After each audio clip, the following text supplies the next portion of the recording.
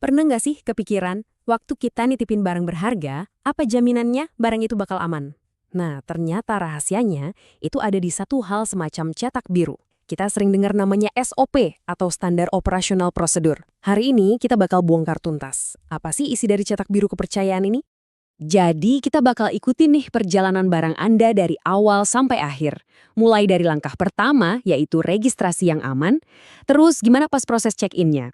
Kita juga bakal ngintip sedikit siapa sih tim di balik layar yang kerja, lanjut ke proses pengambilan barang, dan yang paling penting kita bakal paham kenapa kepercayaan itu jadi inti dari semuanya.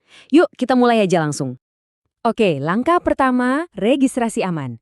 Dengerin ya, ini tuh bukan cuma soal isi-isi formulir biasa.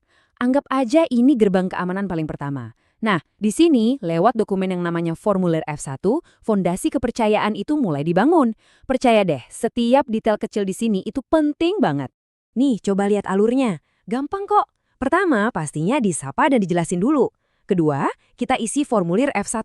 Nah, langkah ketiga, ini kuncinya nih, verifikasi identitas. Kenapa? Ya biar kita yakin cuma Anda yang bisa ambil barangnya nanti. Terakhir, dokumentasi kondisi barang. Setiap goresan, setiap penyok kecil pun dicatat. Tujuannya? Biar semuanya transparan, jelas dari awal. Dan semua pengecekan ini tuh ada alasannya loh, bukan buat ribet-ribetin. Cek KTP, jelas, buat mastiin barangnya balik ke orang yang benar.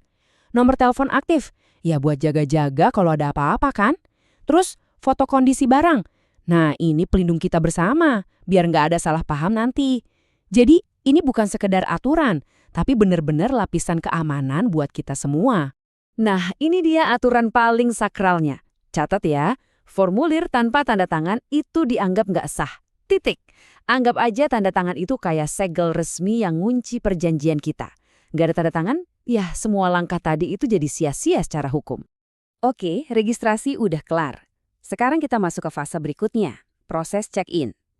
Nah, disinilah semua detail barang Anda, mau itu barang biasa atau bahkan kendaraan, bakal kita dokumentasiin secara lengkap.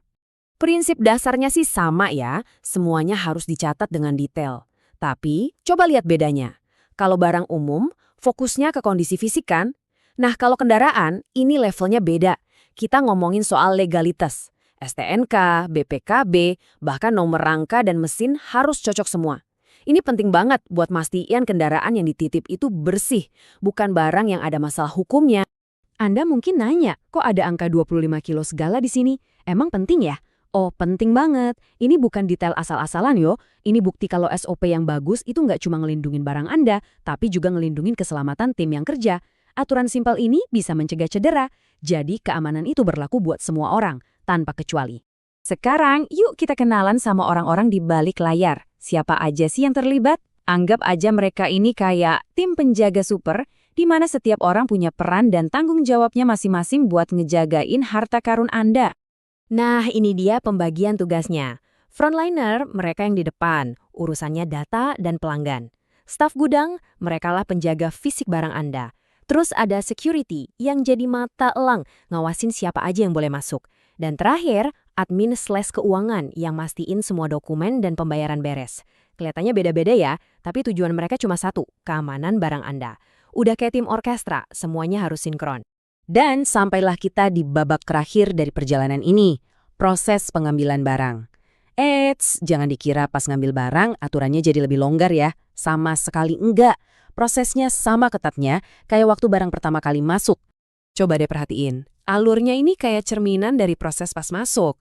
Anda minta barangnya mau diambil, kami verifikasi lagi identitasnya, barangnya disiapin, dan ini bagian yang paling penting. Kita cek bareng-bareng kondisi akhirnya. Semuanya harus pas, harus cocok, baru deh tanda tangan serah terima. Jadi, nggak ada celah sedikit pun buat kesalahan. Ini nih, satu lagi aturan yang nggak bisa ditawar. Pengambilan nggak bisa diwakilkan gitu aja. Kenapa sih harus pakai surat kuasa tertulis plus konfirmasi via telepon? Jawabannya, verifikasi ganda. Ini buat benteng pertahanan terakhir, biar barang Anda nggak jatuh ke tangan yang salah. Bahkan kalau ada yang niat masukin surat pun, tetap nggak bakal bisa. Jadi, setelah kita lihat semua proses yang kelihatannya ribet ini, ada formulir, ada verifikasi, ada tanda tangan, semuanya itu mengerucut ke satu kata yang paling penting, kepercayaan. Itulah tujuan akhir dari semua langkah yang udah kita bahas dari tadi. Mungkin sekarang Anda jadi mikir ya, duh, kok ribet banget ya? Kenapa sih setiap detail kecil harus dicatat? Kenapa tanda tangan doang sepenting itu? Wajar banget kalau Anda bertanya-tanya kayak gitu. Jawabannya sebetulnya sederhana banget. Karena setiap detail itu ibarat batu bata yang membangun benteng keamanan untuk Anda. Kami nggak mau ambil jalan pintas. Kenapa? Karena yang Anda titipkan itu bukan cuma sekedar barang atau kendaraan. Yang Anda titipkan itu adalah rasa tenang, ketenangan pikiran Anda. Dan itu harganya nggak ternilai. Jadi, pelajaran apa yang bisa kita ambil dari sini? Gini deh, lain kali kalau Anda cari tempat penitipan, jangan cuma bandingin harga. Coba tanyain, gimana prosedurnya? Ada formulirnya nggak? Ingat ya, proses yang detail itu bukan berarti nyusahin. Justru itu tanda mereka profesional. Jadi, pastikan Anda mempercayakan barang, mobil, dan motor Anda hanya ke tempat penitipan yang benar-benar terpercaya dan profesional, yang menjadikan kepercayaan sebagai landasan utamanya. Terima kasih sudah menyimak.